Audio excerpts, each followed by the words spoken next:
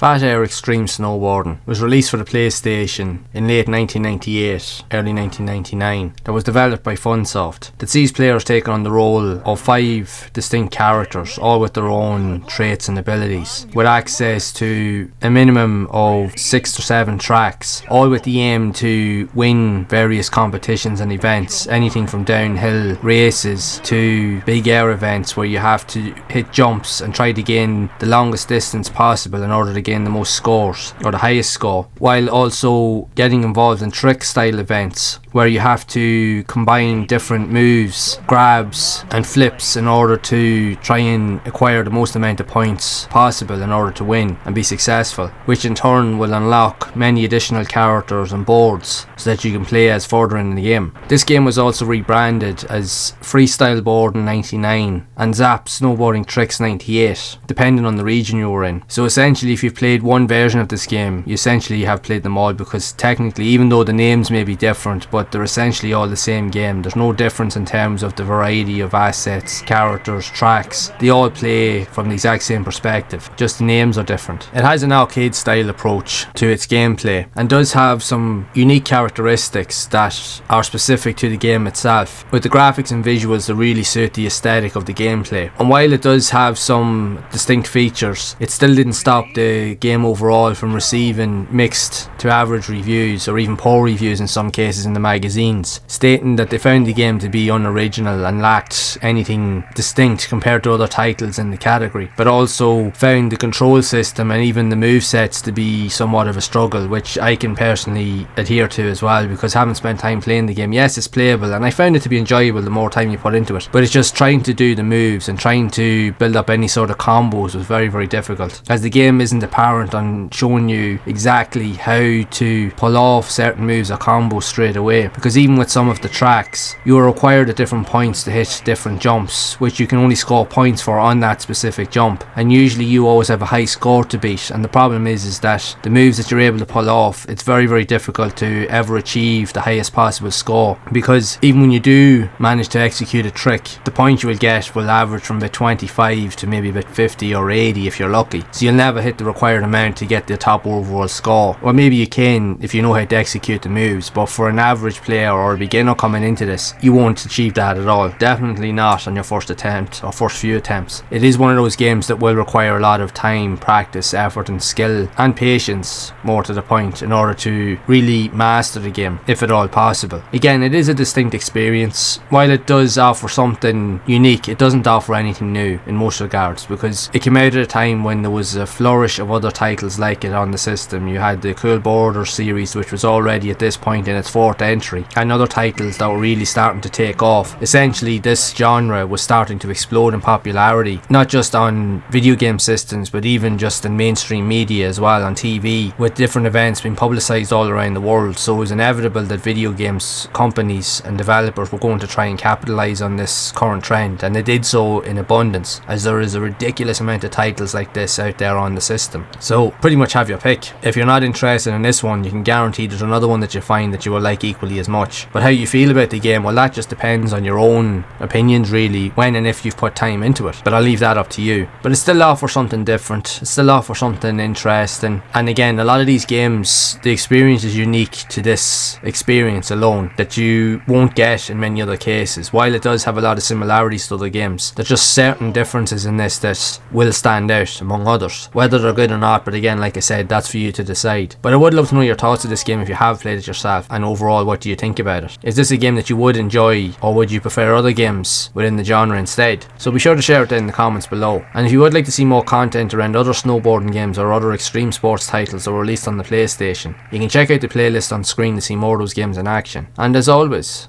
keep those gaming memories alive.